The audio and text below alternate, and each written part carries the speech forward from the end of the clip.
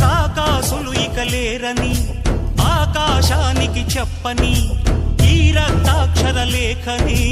ఇప్పుడే పంపని అన్నం పుణ్యం ఎరగని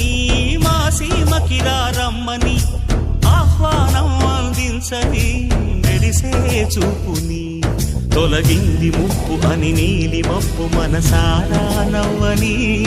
చిరుజల్లు ముంపు మన ముంగిలంత ముత్యాలే చల్లని ఆశా సుగంధమై